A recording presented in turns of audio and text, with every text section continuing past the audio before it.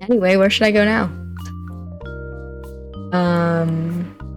There's only 2 spots. Alright. We could talk to Kai at the park, or we could talk to Chris at the diner. Difficult decision, I like them both. Because if I had to rank love interests in this, I'd say that Kai was probably like second. So I guess we'll go to the park. I do like Chris, but just as like in a brotherly sort of way. I'm so sorry. It's a perfect day to be outside, and the rest of Ryan Bay agrees. There are as many families as there are people like you taking a stroll around the park on what must be a daily afternoon walk. The sun is shining, the birds are singing, and... Mare, you've got to get your hands off my eyes. I can't see. There's a large bike with a minimum of 3 people on it, barreling straight at you. Shit, kid. It's some combination of quick reflexes and the yelled warning that gives you enough time to fall backwards onto the sidewalk, mere inches away from where the bike and its riders skid to a stop. Only once you get your bearings do you realize 3 things. Kai is halfway to kneeling in front of you. He's been pedaling one of those large carriage-like bikes with the bench attached, and his 3 passengers are blonde, blue-eyed little girls that look suspiciously like Chris. We're getting both of them simultaneously, kind of. Are you okay? Oh, that's so bad. Catherine's brows knit together as she chews on her lip.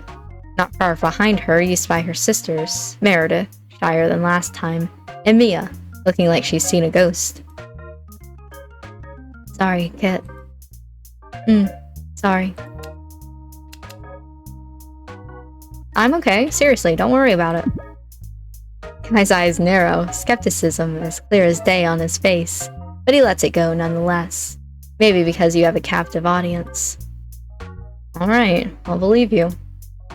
Kai helps you back up, steadying you on your feet before he wordlessly lets go of your hand. The 5 of you relocate off of the path along with the bike to open up the sidewalk to any passerby again. Fancy, biking into you here. Ah, Kath! The typically placid look on his face is broken by a hard jab in the side by Catherine. He squirms away from her, writhing like a worm on a rainy day. I can't believe you let a child goad you into doing that. Call me a child again, I dare you, says the second tallest child, very loudly and childishly. It's not fair of you to use SAT words against me. Goad is not an SAT word. I know, it's pretty sick, Kath, outside of vehicular manslaughter. I don't think that's a word either, Meredith. What are you, Jean? You're supposed to call him Sheriff Williams, Meredith. Also, stop calling me Kath, you know I hate it. You let Kai do it. Yeah, well, Kai's hopeless. Damn. Kai, you're not supposed to curse. Kai snorts, shaking his head as the girls argue back and forth. He catches your eye, a touch of mischief hidden in warm brown. You met him yet? I ran into them at the diner yesterday when I was grabbing breakfast. Babysitting. Their summer program's off today. Catherine scoffs, loudly. Sorry. Young lady sitting and babysitting. Between Kai and Chris, the difference in Catherine is nearly night and day. Everything she says sounds long-suffering and tired now when compared to the almost austere way she was in front of her brother, perfectly happy to play her part as oldest sister. It's kind of hard to tell if this is the product of Meredith pushing her buttons for the last time, or if it's being Kai, well, being Kai. I said that wrong, but it's okay. Kai's gaze softens, his arms crossing over his chest as he leans against the parked bike. So, what's up with you? I'm guessing you're not here to get run over. Get the man a prize! Honestly, I wanted to get some fresh air that wasn't at the beach. We're about 10 minutes from the shore walking. Beach air everywhere. I get it though, it's, different from trees. What's with the bike? Mare wanted to ride, but no one's gonna let her rent an electric bike by herself. Me, Angelo? Can't ride a bike anyway, and Kath didn't want any part, so 3-seater. He jerks a thumb in the direction of some alleged bike rental farther into the park. We've got nothing planned. Want to officiate a race for us? Seriously? We're going to do it? Yeah. Didn't you say you wanted to? Yes. Okay. You're going to have to fill me in on, everything. It's a race from here to there and back. You gotta be hauling at least 3 people. That's the bike, Meredith says with a wave of her hand. Guy's pretty fast, but not me fast. On account of being a hag, I guess. I told you he'd hold it against you. Yeah, whatever. So, it's my turn now. I'm carrying around Kai, Mia, and Kath, but you can swap in if you want. Your eyes meet Kai's. He couldn't seriously mean that he was going to make a 10-year-old carry around a grown man. Or a grown you. He shrugs. Meredith doesn't notice. I can hear your doubt. But I can totally do it.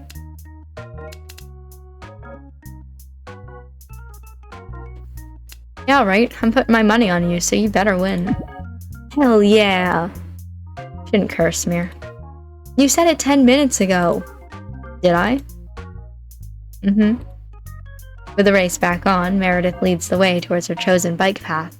Another stretch of sidewalk, this time nowhere near the park entrance. Everyone takes their place on their respective seats on the benches. Kai indelicately, sure, whatever, drops himself into his, nearly rocketing Meredith out of her spot. Everyone ready? Count us off, Kit. Go. That's not counting. Whatever, bye. So she says. But it doesn't take a genius. Anyone could tell that it was a lost cause from the start. There might have been a chance if it was only her sisters, but... The spokes of the wheel slowly turn as she forces the pedals forward one at a time. Her small hands white-knuckled as she grasps at the handlebars. Until the bike abruptly shoots down the path, -1 Kai, who's standing innocently next to you. She won't be mad. She'll probably be pissed. But I fell off. You saw that, yeah? Meredith returns, panting and red-cheeked from the exertion of still toting around her 2 sisters. See? Nothing to it. Yeah, you did it, Mare. She grumbles, her eyes shooting down and pride turning to annoyance in a fraction of a second. Don't think I don't know what you did. Who won? Huh? Who won? That's what you're here for. Did you see who actually finished first? Honestly, you didn't. Were you supposed to have timed it? Also, you didn't know when Kai finished either. Still, Meredith's looking at you with such eager anticipation that you may as well make up an answer. Not even a question. You did, obviously. Have I told you that you're looking beautiful today, kid? Thank you. You haven't, but I appreciate it. Should we give you guys some space? Are you done with this silly plan of yours now? It's not silly, Catherine. I'm serious. Plan? She wants to run in a marathon, but the category for, you know, people our age. I know what it looks like, but I can do it, trust me. Meredith's no doubt an athlete, and an optimistic one at that. It sounds pretty condescending to congratulate her on having goals, but it is pretty impressive. By the end of this summer, I'll beat you fair and square, Kai. So don't think I've... ice cream... Mia, as quiet as a mouse, finally pipes up in a voice that's louder than a whisper. Her eyes grow wide as she peers at a passing ice cream cart, its operator singing and smiling jovially as he rings his bell. Can we? Kai digs out his wallet, producing a few crumpled bills to hand off to the girls. Meredith shoots him a look from over the top of a pushing Mia's head, as if to say, this conversation's not over. Kai shakes his head, sighing as his hand comes to rest at the back of his neck. God. You're kind of a handful, huh? You have no idea. I don't really, you know, want to put in my full effort against a kid. But she really wants me to do that, and I don't know how to tell her it'd look bad for me, too. I mean, it's what she's asking. She's giving her all, so you should too, right? Kai quiets, a soft huh falling out of his mouth almost as soon as the words leave your mouth. Didn't think about it like that. I mean, you know her better than me, so maybe I'm wrong, but... Nah, you've got a point. He wants me to take her seriously, even if it's... He waves his hand nebulously. She needs proof for herself or something. Yeah, I mean, it's not gonna magically get her into an adult marathon, but, you know. Yeah, Hey, are you guys getting anything or what? With a gesture and a wave, Kai directs you back towards the ice cream cart. Each of the girls have gotten their own, and with a flattering anything you want from Kai as an apology for nearly turning you into gum on the sidewalk, you leave the park with a handful of ice cream bars and an afternoon's worth of fun. Hey, where should I go now? I knew that was gonna happen. Okay, we got some options here. Oh, we've got the park again. We've got the garage. The town square. The general store. And the arcade. Intriguing. Shall I leave the park to go to the park? I like bothering them. Let's go. The sun hangs low in the sky as the afternoon starts to give way, but the time of day has almost no bearing on you, someone who has nowhere to be and nowhere to go. Actually, that sounds kind of depressing. Okay, correction. It means nothing to you because you're someone who has all the time in the world to do whatever you feel like doing. Better. As you take another loop around the park for what feels like the umpteenth time, you search for anything different in the scenery. There's the same ducks waddling around, the same parents and their kids, and that's a fine set of shrubs over there. You could always head back early and, who knows, take a break somewhere on a bench, scroll through your phone, call your family. Maybe you could bother Dante. He has to still be at the inn, right? It's as you round another corner that you finally see someone new, monochromatic reintroduction to your eyes, and blissfully unaware. Vince Matador. Hey, Vince. He startles, head jerking back and forth as he tries to figure out where your voice is coming from. It takes a little waving on your part before he realizes. His eyes widen, lips parted. Even as you make your way over, he holds still. It was that much of a shock? You do your best to offer a reassuring smile. By now, you know to give Vince a wide enough berth to recover in a conversation. He panics less that way, though you aren't sure by how much. This is, taking much longer than it did the last few times, though. He's certainly thinking about what to say. Is it just you, or is Vince that bad at hiding his expressions? It's kind of cute how he's scrunching his eyebrows together and chewing on his lip, as if he'll land on something profound. What's he going to ask this time? Maybe another odd icebreaker. Or maybe he'll just settle for a... Hi. He finally manages, nervous only marginally subsiding as he goes from deer caught in the headlights to deer caught in forest? Sure. Hi. Yep. Uh-huh. His hands ball into loose fists at his sides, arms swinging slightly so that they bounce against his legs like it's some kind of idle animation in a game. Didn't expect to see you here. I thought, it's not really a tourist spot. So, cool seeing you. With that, you watch as he immediately turns and starts to walk away. You don't really know what's going on here. Vince doesn't get far before he stops again. His back still to you, he picks his way off the sidewalk, hovering somewhere between the grass and the playground.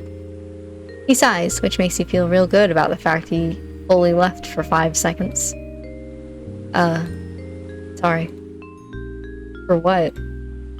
It's not that serious. Okay. I just, I didn't really expect anyone to talk to me, and you're always kind of... like, you always end up talking to me. Sorry? No, it's cool, I'm just... See, the weird part was that I literally thought about running away, which is worse. Am I really that scary? He pauses, shaking his head side to side, and you hear the bottles he's holding clink with more fervor. No, not really. It's not even that you did anything wrong, I just wasn't... ready to have a conversation about the weather or whatever. We don't have to talk about the weather. We could talk about wind speeds. Do you normally talk about wind speeds with relative strangers? No, but I don't really think you have room to talk. Touché. Should I just leave you alone then? It doesn't feel awesome to be intruding on someone's space if they don't want you there. It's this, though, that makes Vince finally turn to face you, apologetic in the way that his worry softens into something closer to defeat. No. Getting some mixed signals here. No, it's... He drags his hand down his face, sighing as he allows his arm to fall back down his side, with a defeated slump of his shoulders. No, it's not my park or anything. We can hang out if you want. I'm just not really chatty right now or whatever. I'm alright if you're alright. Yeah, I'm alright. Cool. Cool. You want to sit over there or something? He gestures towards the edge of the path. There's plenty of benches around, but pointing that out might actually make him go nuclear. Sure. So the two of you settle in on the pavement. Bikes whiz by behind you at a distance, and you listen to the idling chatter of, "What are we doing tonight?" between people busily deciding on things. Tension slowly, but surely, starts to leave Vince's shoulders as you sit together. His legs stretched out, he rocks his heels back and forth against the grass. You don't even notice when you start doing it too, but he does, since he changes things up soon after. What are you doing? Being a seal? He keeps his shoes connected to one another at the heel, then quickly knocks them together, before relaxing and bumping the tip of his sneaker against your shoe. I literally facepalmed. I don't know how good that's gonna look in the VTuber model, but I literally just facepalmed. Ark, ark. He tries at something close to a nervous smile, fidgeting with his hands. When that's not enough, he turns to rummage in his bag, producing 2 clear bottles filled with something pink. You watch as he sets them both in the space beside you, then digs around in his pockets for the telltale jingling of keys. Quick as he finds them, he pops the lid off of one bottle, then the second. Vince offers one to you in a polite invitation. It's a rose lemonade. I've never heard of that before, okay? You don't have to take it if you don't want to. Sure? Vance hands off the drink, condensation still slick on the glass as he does. Cheers. With a clink, you both take a sip. It's slightly floral and bubbles on its way down, refreshingly tart. So, was that what you were out doing today, other than listening to music? Yeah, I was going on a snack run. Gonna watch a movie tonight. Oh, with Jean? No, by myself. There's a new one that just got into streaming that I wanted to watch. Oh, what movie? You probably wouldn't like it. Hit me with it, come on. It's one of those Criteria Collection kinds. Black and white, super boring. You're really selling me on this movie, man. He snickers, slender digits curling at his mouth and the corners of his eyes winking with amusement. Yeah. I mean, it's probably cool or something. It's got old gothic horror energy. The makeup effects are pretty cool, considering. Used to be on at his folks' house a lot. Jean's, I mean. You guys have known each other that long? Yeah. Thought you'd have more questions about the fact that his folks just played slashers all the time. No. Yeah, I've got questions about that too. Secret's that we usually put a different movie inside the case when they weren't looking before we rented it. His mom used to freak out on us, but like, in a I'll jump scare you so bad you won't do it again kind of way. Jean broke a lamp once. It sets his drink down on the sidewalk to instead pluck at the grass and clovers beneath. The thought comes to mind that you might ask more, but considering earlier, maybe it's better to just not push it. Thinking about it now, you had plans before getting stuck in Brine Bay. Most of your friends headed back home for the summer too, so you were going to hang out. But now it feels like all that late-night texting and frantic planning went to waste. Would your schedules line up again for another try? By comparison, everyone here always seemed to have free time. You probably bumped into half of the same people you met when you arrived by sheer chance. Thinking about something? You looked like you were focused on something in a totally other place. What about you? Do you have an allergy to answering questions? I'm curious, sue me. Yeah, I was, thinking about what pairs well with the lemonade. I have 4 bottles of it now. Started thinking about other things too. If I made you uncomfortable, or if this is boring.